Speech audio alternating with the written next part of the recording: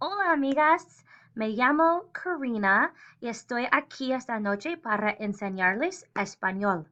Aprendamos español. So hi everyone, my name is Karina. I am Allison's cousin and Kelly's cousin. I am actually Matt, Kelly's husband's cousin, but I've known Kelly for a very, very long time, or rather, she's known me for a very long time, and I've known Allison since the day she was born. So it is very exciting to teach you all just a little bit of Spanish tonight. I'm sorry I cannot be there to attend, but I have my own event to attend tonight for my own students. But I am a Spanish teacher, and I heard you guys are working on your Hispanic badge, which is really exciting.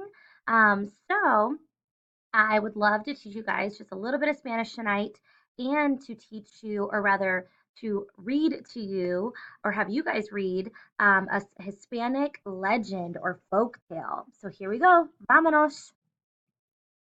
Aquí está un mapa. Miren aquí los Estados Unidos en lo que vivimos, ¿no? Pero detrás de o debajo de los Estados Unidos tenemos aquí México. Y debajo de México el resto de Centroamérica. Y debajo del Centroamérica tenemos el sur de América o América del Sur. Y aquí, fuera de los Estados Unidos, es España. España es el país que es como la madre de español en lo que español originó. So what we have here, girls, is a map of our entire world. And find here the United States, Los Estados Unidos. And underneath the United States, it's amazing how much of the world speaks Spanish. Once you go below the United States into Mexico, every single country below the United States speaks Spanish, except for this big one right here. We know what this one is? Brasilia, Brazil. In Brazil, they speak Portuguese, which is actually very closely related to Spanish, but they do not speak Spanish officially. But all of these countries in green speak Spanish. And the country over here is the one that started it all, that is Spain. So notice, one day in your lifetime, you'll be able to travel to any of these countries and use Spanish in order to speak to the native people who live there. But of course, Spanish is growing every day here in the United States. In fact, by the year 2050, the United States will be the largest Spanish speaking country in the world. It will surpass even Spain and Mexico, which is incredible. We have so many people living in our country who speak Spanish. Okay, so before we can learn any phrases, we need to focus on our vowel sounds and some other important letters in Espanol. Let's go through our vowels. So what I'd like you to do is repeat what it is that I say to you all. So when I say repitan, that means repeat. So try these sounds out. Repitan. A, E, O, U. So these 5 vowel sounds are essential to the Spanish language. Each vowel has just this one sound, and we never change them. You know how like in English, the letter A could be or a or ah or a. It has so many different sounds. Not in Español. In Español, los vocales son los mismos. The vowels are the same sound no matter what. So once again, repitan. A, E, O, U. Next up is the letter Y. In Spanish, the letter Y is going to make an E or Y sound. Repitan, Y, Y. But then there's also this guy, the double L. The double L in Spanish is always going to make a Y sound. So the double L is like the letter Y to us. Repitan, Y. Then there's the fun one, the double R, the R. This is when we get to roll our R. Repitan, R. Try that again. R.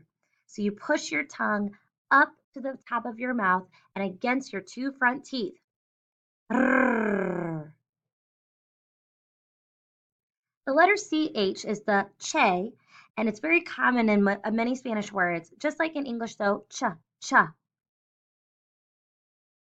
And finally, the N with that squiggle on top of it is called the ñe, like in Español. It's like taking a N and a Y and putting them together. Nya, nya. Okay, aquí tenemos muchas frases comunes en español. Primero es welcome. Repitan, bienvenidos. Bienvenidos. Next up is, of course, hello. Repitan, hola. Hola. And of course, with hello, we need goodbye. Repitan, adiós. Adiós. A good question you might want to ask someone, how are you? Repitan, ¿cómo estás? ¿Cómo estás? And then we have 3 responses here. Either you want to tell them you're fine, you're great, or you're not doing so great, you're bad. Repitan, bien, muy bien, mal. We'll try those again. Repitan, bien, muy bien, mal. Some more phrases that might help us out. Please, thank you, and you're welcome. Repitan, por favor. Por favor. Gracias. Gracias. De nada. De nada. Yes and no are probably the easiest ones. Sí. No. And finally, what's your name and my name is? Repitan, ¿cómo te llamas? Try that again. ¿Cómo te llamas? Let's do that one again. ¿Cómo te llamas? And the answer, me llamo. Me llamo. So if I were to ask you what is your name, you would respond with me llamo and then simply say your name, like me llamo Karina. Some other good questions to know, like where's the bathroom? Repitan, ¿dónde está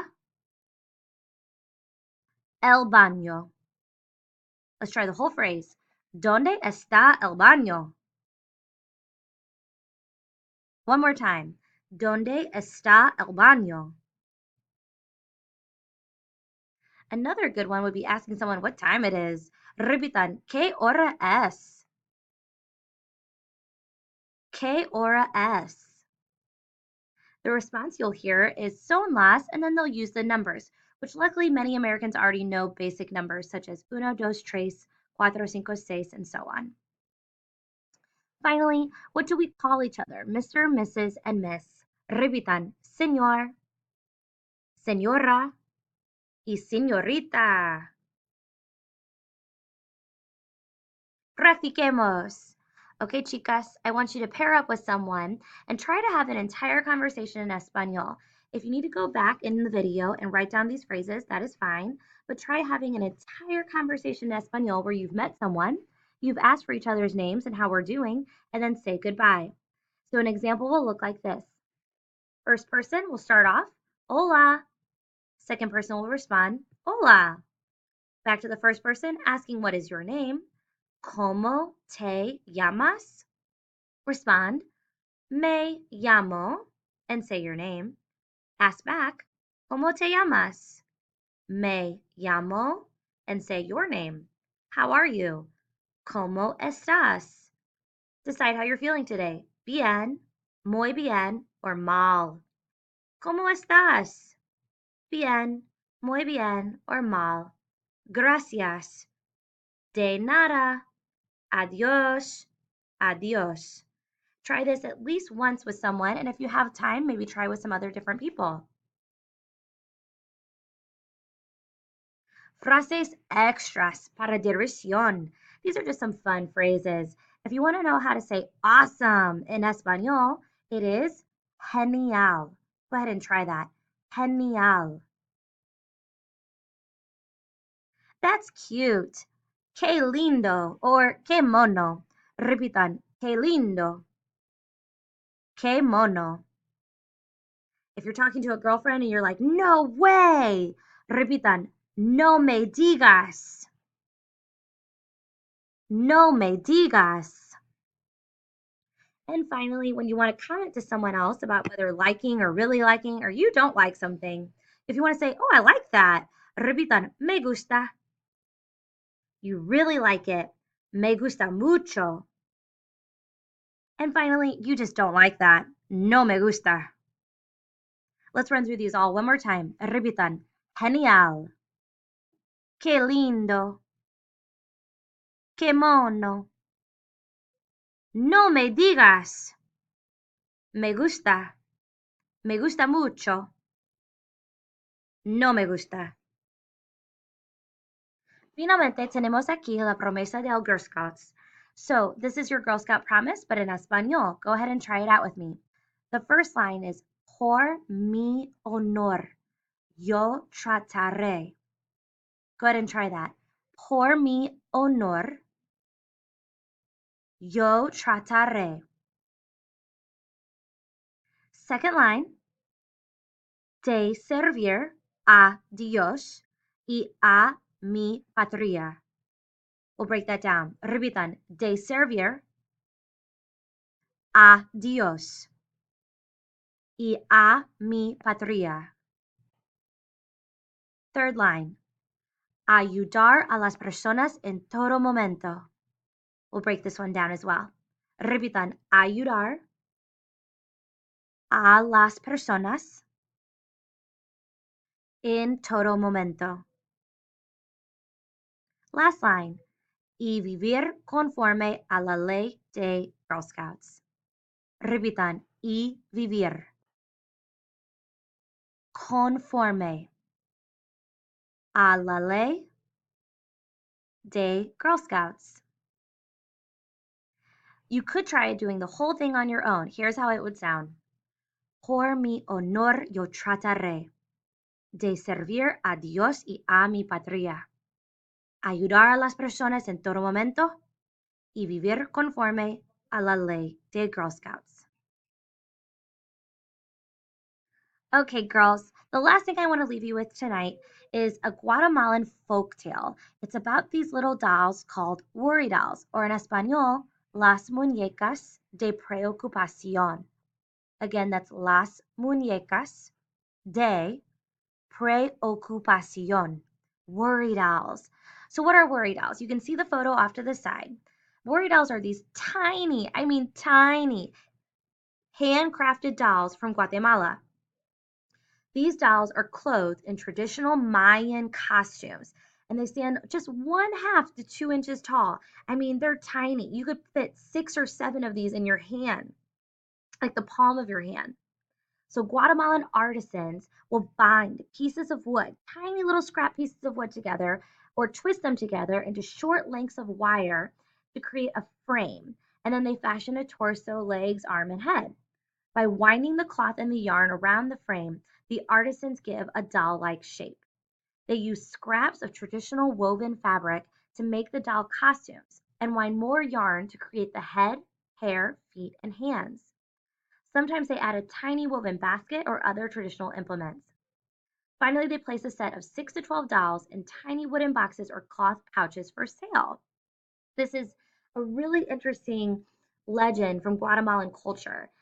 So I put here a little link to a website that has the legend. I would love for you girls to take turns reading parts of the legend out loud so you can hear this legend and how this came to. In Guatemala to this day, little kids put these little worry dolls underneath their pillows every night to ward off any bad dreams that they may have, any nightmares.